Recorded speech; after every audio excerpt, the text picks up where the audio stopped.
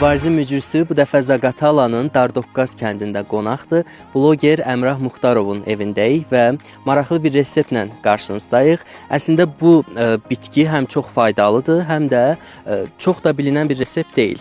Yəni həmişə qarın qutabı dadmışıq, ət qutabı və yaxud da göyərti qutabının dadına baxmışıq, amma məhz gicitkən bitkisindən hazırlanan qutab, mən etiraf edeyim ki, ilk dəfədir ki, dadacağıq, inşallah hazırlayacaq Əmrah. Zonamızda dincar deyirlər, elə adlanır.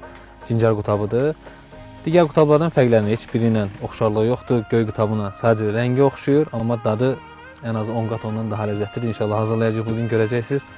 Asan və ləzzətli bir reseptdir, o qədər də faydalıdır. Gicitkən bitkisi bir çoxlarına təbabətdəki faydaları ilə tanışdı. Ancaq Zaqatala bölgəsində bu bitkidən ləzzətli qutab da hazırlanır. Bu qutab həm dadlı, həm də faydalı olması ilə seçilir. Xüsusilə yaz aylarında təzə gicitkəndən hazırlanan bu yemək yerli mətbəxin sevilən nümunələrindən biridir. Adətən xəmiri nazik açılır, içlik kimi doğranmış gicitkən və digər göyərtilər əlavə olunur.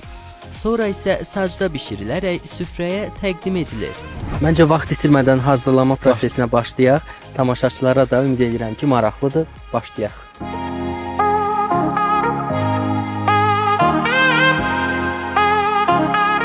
Əmrah, neçə ildir ki, blogerliklə məşğulsan? Bir müddəti tam hesablamamışam, artıq 2020-dən, 21-dən belə başlamışam. Bildiyim qədər daha çox food bloger üzrədir, amma belə... Yəni, yeməkdir, gəzməkdir, öz zonamızın mədəniyyətidir, belə deyək. Mən milliyyət özümü avaram.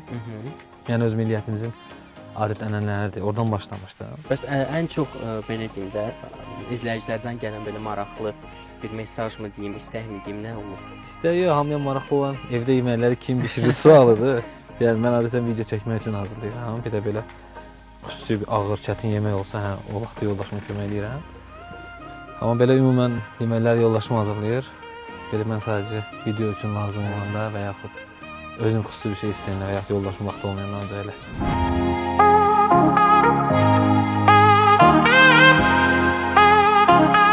Xəmir hazırlanır, hazırlandı daha doğrusu. Dincəlməyə qoymuşuq xəmiri və biz yer dəyişmə eləyəcəyik.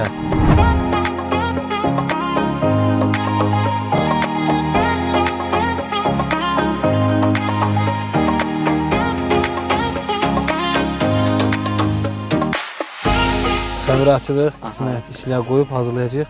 Sac ocaq ona kimi özünə gələcək, sac isinəcək, dərhal bişirəcək.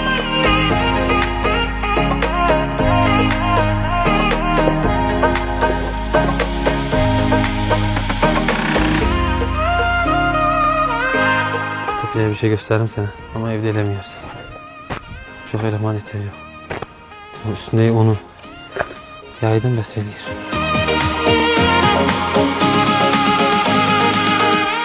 Bu alət nə vaxt istifadə olunacaq, o maraqlıdır mənə. Bəs o artıq qalan xəmiri də...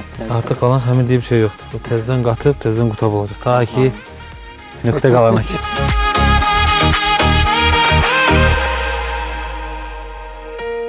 Sacımız da hazır, getdik.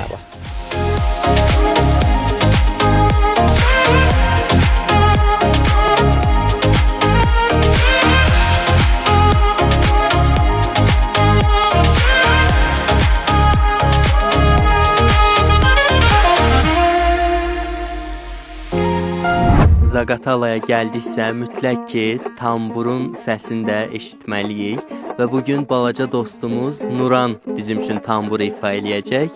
Buyur. Vurğunuyam dağ dərənin, gördüyüm hər mənzərənin, qarşısında pəncərənin, dənlənirdi bir ağ göyərçin, uçdu hara ağ göyərçinim, bəxti qara ağ göyərçinim, uçdu getdi qayıtmadı. Qayıtmadı ağ göyərçinim. Maşallah, təşəkkür edirik Nuran, çox sağ ol. Və artıq o məqam gəlib çatdı. Qutabın dadına baxacağam. Görək necədir. Ümid edirəm ki və inanıram ki, doğrudan da çox ləzzətli alınıb.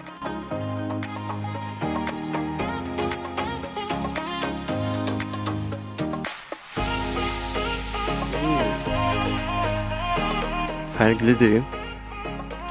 Dadlıdır. Yəni doğrudan da göyərti dadı gəlir, amma tamam fərqlidir. Əllərinə sağlıq. Doğrudan da Zaqatalanın həm mətbəxi, həm təbiəti çox möhtəşəmdir, gözəldir və təşəkkür edirik Əmraha ki, öz qapısını bizə açdı.